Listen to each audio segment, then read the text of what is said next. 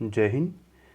ये तो आपको पता है कि सीएसडी से अगर हम कार लेते हैं तो वो एक्स शोरूम से हमें कम में मिलती है, यानी हमें कम पेमेंट करनी पड़ती है एक्स शोरूम के कंपैरिजन में।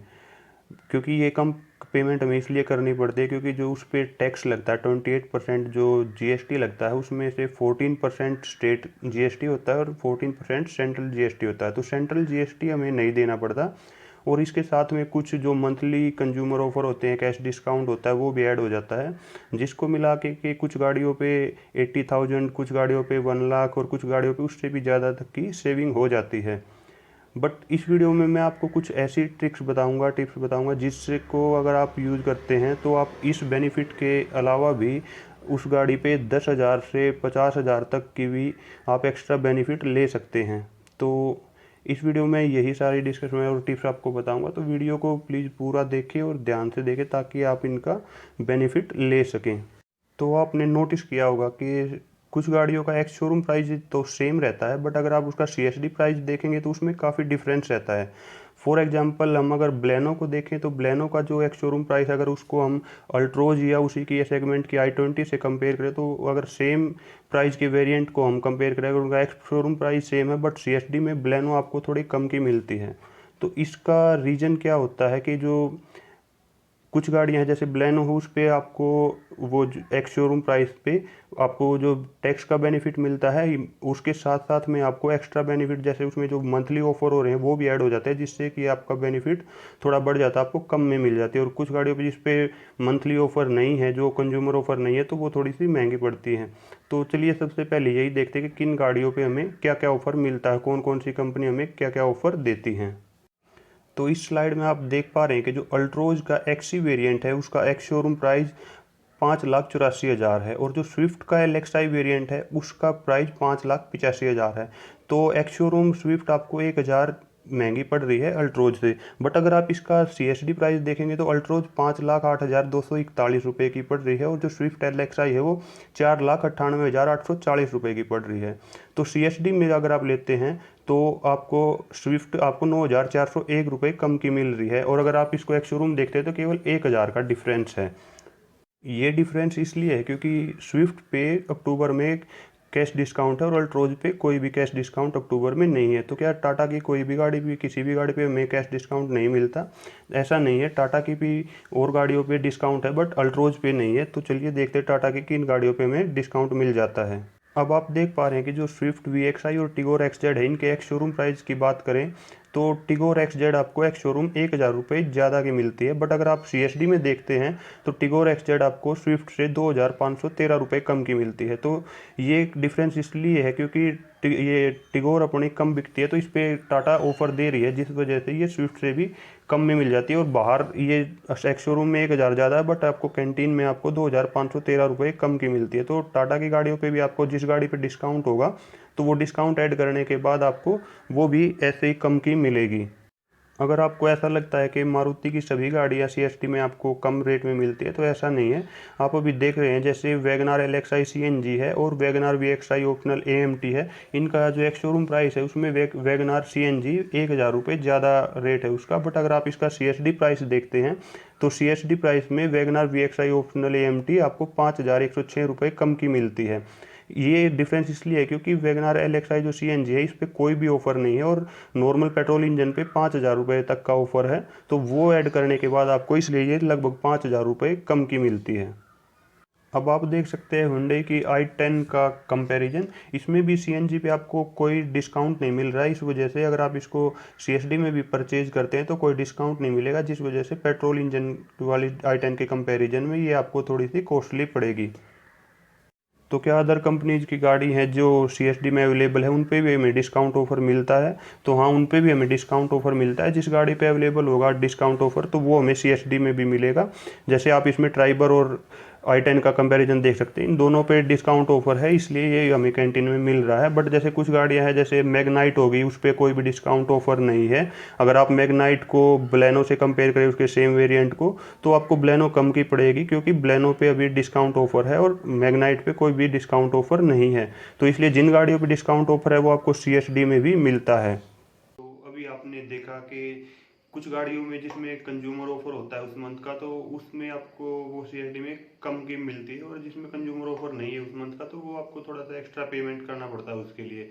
तो मेरा सबसे पहला पॉइंट यही है कि अगर आपने जो गाड़ियों की लिस्ट शॉर्ट लिस्ट कर रखी है, जिन गाड़ियों को, अगर 2 गाड़ियाँ 3 गाड़ियाँ जो भी आपने शॉर्ट लिस्ट कर रखी हैं, तो उसमें से जिस पे कंज्यूमर ऑफर है तो आप वही गाड़ी प्रेफर करें। उससे क्या बेनिफिट होगा कि आपका शुरुआत में ही 10-20 हज़ार रुपये का तो आपका वैसे ही बचत हो जाएगी।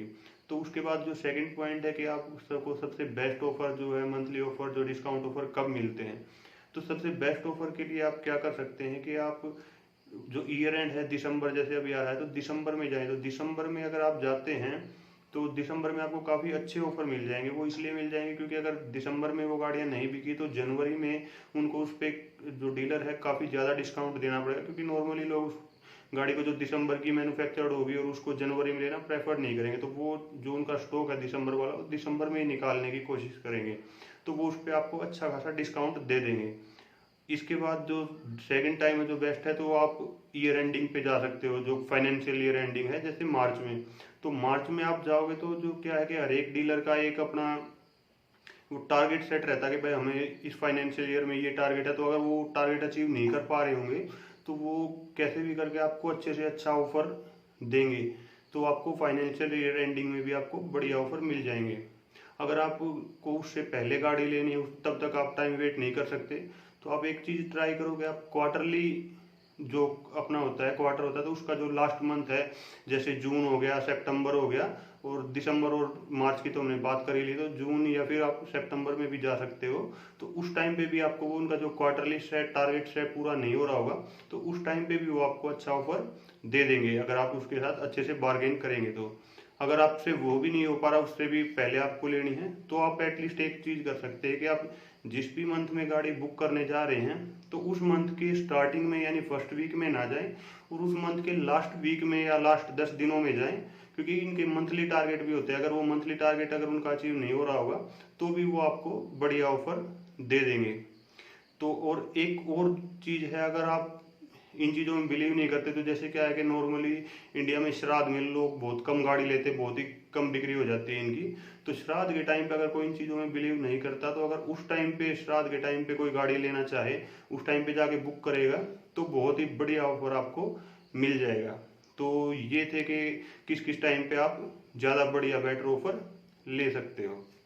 इसके बाद जो थर्ड पॉइंट है वो ये है कि आप जब भी कोई गाड़ी प्लान कर रहे हो, आपने फाइनल कर लिखा हाँ मुझे ये गाड़ी लेनी है, तो कभी भी डीलर पे अकेले मत जाओ। उससे पहले एक अपने आसपास में सर्च करो कि कोई और भी अगर वो सेम गाड़ी ले रहा है। फॉर एग्जांपल मान लो किसी को नेक्सॉन लेनी है, तो वो अपने आसपास सर्च कर लेके क्या कोई और भी ऐसा बंदा है जिसको नेक्सॉन लेनी है। अगर नेक्सॉन नहीं भी लेनी तो एटलीस्ट टाटा की कोई गाड़ी ले रहा हो, टाटा अल्ट्रोज ले रहा हो, टियागो ले रहा हो, टिगोर ले रहा हो, तो अगर वो सेम कंपनी गाड़ी ले रहा होगा तो आप सेम शोरूम पे जाओगे, तो अगर एक से आप 2 इकट्ठे जाओगे तो उसको 2 कस्टमर दिखेंगे, तो उस टाइम पे भी वो आपको बहुत बढ़िया ऑफर दे देगा। मैं पर्सनली ऐसे बंदों को जानता हूँ, 2 बंदे को क्या था, उनको i20 लेनी थी, तो वो दोनों एक साथ इकट्ठे शोरूम पे गए, तो उन्होंने नेगोशिएशन किया, तो उनको 20,000 का ऑफर मिल गया था, 20,000 डिस्काउंट, 20,000 का डिस्काउंट मिल गया था। 20,000 में क्या था, 10,000 का कैश डिस्काउंट मिला था, और 10,000 की डीलर ने उनको एक्सेसरीज दे दी थी, जैसे कि सीट कवर हो गया, मड फ्लैप हो गई, इस टाइप की जो 10,000 की एक्सेसरीज, और 10,000 कैश डिस्काउंट दे दिया था उनको एक्स्ट्रा। तो इस टाइप से अगर आप 2 बंदे हो सको, या फिर अगर 3-4 जितने ज़्यादा बंदे होंगे, अगर सेम कंपनी कार्ड ले रहे हो, अगर आप साथ में जाओगे तो उतना ही बढ़िया ऑफर आपको मिलेगा।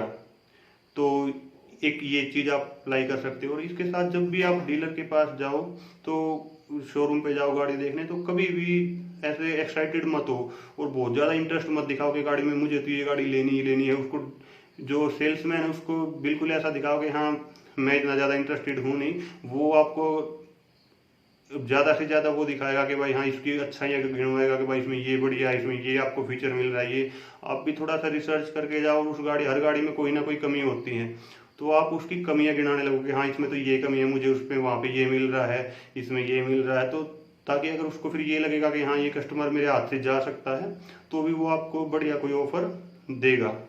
और कभी भी आप गाड़ी ले रहे हो तो केवल एक शोरूम पे मत जाओ। अगर आपके नियर बाय 2 शोरूम है, 3 शोरूम है सेम उसके कंपनी के, तो दोनों तीनों शोरूम पे जाओ, उन पे ट्राई करो। और एक शोरूम पे जा रहे हो उससे उसकी बेस्ट डील लेके देखो क्या बेस्ट डील दे रहा है। दूसरे शोरूम पे जाओ, उसको बताओ कि भाई वो तो इतना डील दे रहा है। तो ऐसे करके आप दोनों से भी कंपेयर करके, तो उसमें भी आप अच्छा खासा अपना पैसा बचा सकते हैं। तो ये थे कुछ पॉइंट जिनको अगर आप कंसीडर करेंगे और नई गाड़ी लेते टाइम, तो आप काफ़ी कुछ पैसे 20-30 हज़ार, 40 हज़ार, 50 हज़ार तक भी आप आराम से बचा सकते हैं। तो ये था इस वीडियो में। उम्मीद करता हूँ आपको ये इन्फॉर्मेशन अच्छी लगी होगी। तो ऐसे ही और वीडियो देखने के लिए चैनल को सब्सक्राइब करें, वीडियो को लाइक करें, और सब्सक्राइब के साथ साथ बेल नोटिफिकेशन को भी ऑन कर लें ताकि आपको आने वाली वीडियो की नोटिफिकेशन मिलती रहे। Thank you. जय हिंद।